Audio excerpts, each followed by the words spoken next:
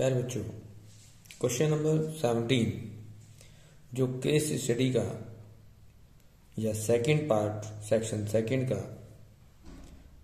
Question number 17 है, उसमें हमें केस स्टडी की फॉर्म में क्वेश्चन दिए गए हैं, जिसमें से आपको यहाँ पर question number 17 to 20 case study based हैं और उनमें सभी में 5 क्वेश्चन दिए गए हैं, जबकि हमें उनके 5 में से 4 पार्ट्स को अटेम्प्ट करना है और इन सभी में सभी के मार्क्स 1 मार्क्स के इक्वल हैं।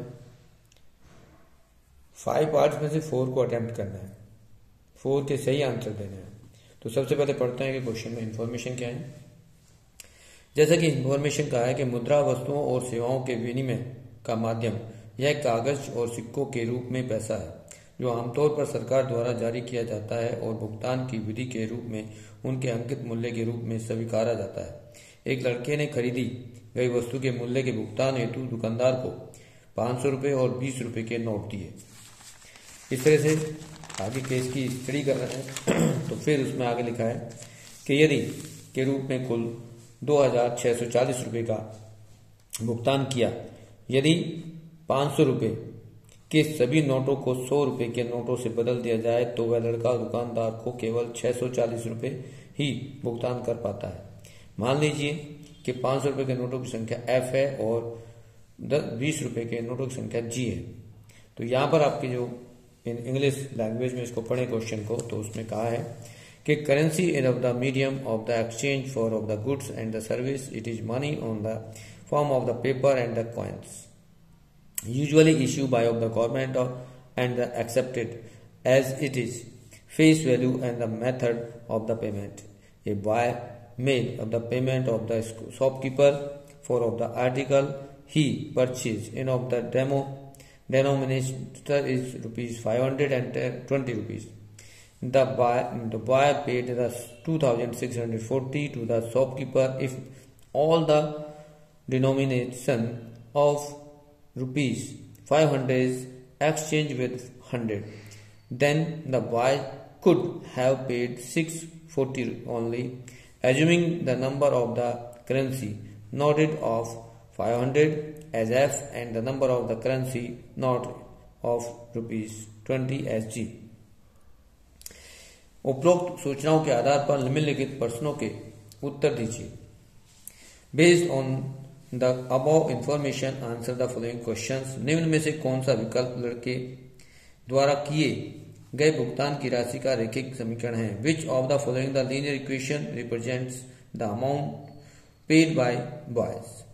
नॉर्मली इंफॉर्मेशन है कि यदि हम कंसिडर कर रहे हैं कि F नोट हैं 500 रुपीज के और 20 रुपीज के G नोट्स हैं और टोटल अमाउंट जो है हमारे पास 2640 है, तो यहाँ पर 500 से F को मल्टीप्लाई करेंगे और G को 20 से मल्टीप्लाई करेंगे और उसको इक्वल टू 2646 रख देंगे। इसके अकॉर्डिंग हमारा जो करेक्ट आंसर है वो ए पार्ट है कि यहाँ पर F जो है वो number of notes of 500 rupees है, यहाँ G number of notes of 20 rupees है, टोटल अमाउंट 2640 हो जाता है।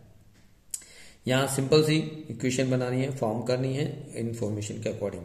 फिर उसने कहा था 500 रुपये के सभी नोटों को 100 रुपये के नोटों के बदलने पर लड़के के द्वारा दिए जा सकने वाले भुगतान का रैखिक समीकरण क्या होगा।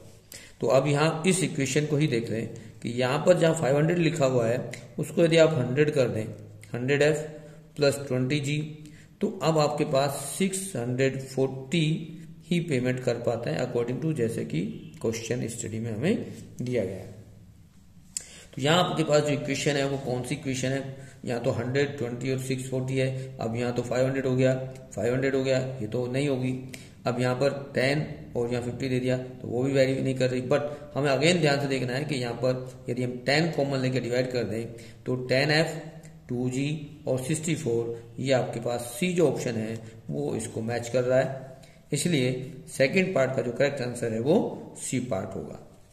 ऐसे यदि हम थर्ड पार्ट को सोल्व करेंगे तो थर्ड पार्ट में कहा गया है कि लड़के के पास 500 रुपए के कितने नोट हैं, तो how many currency notes of 500 the boy had. तो सबसे पहले हमारे पास जो इक्वेशन बनी उसको देखेंगे 500F plus 20G equal to 2640 है।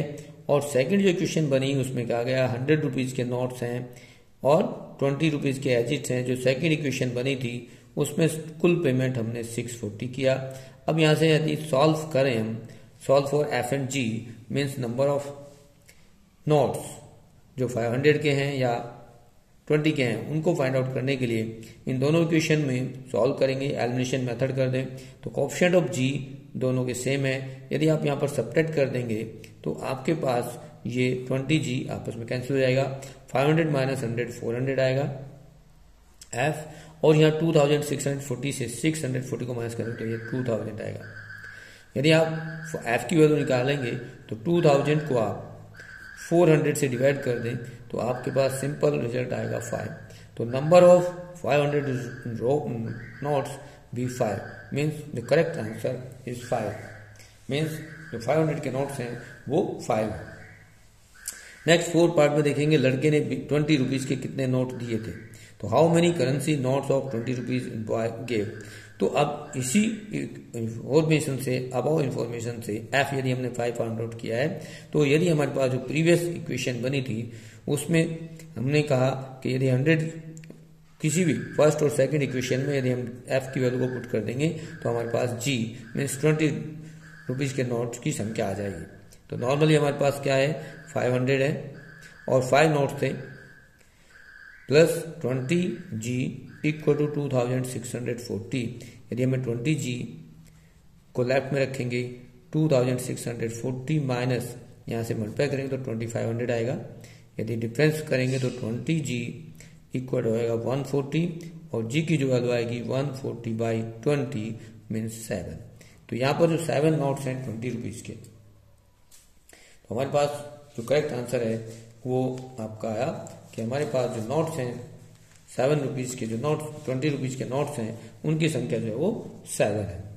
तो आपका करेक्ट आंसर डी पार्ट है ऑफ 4th पार्ट।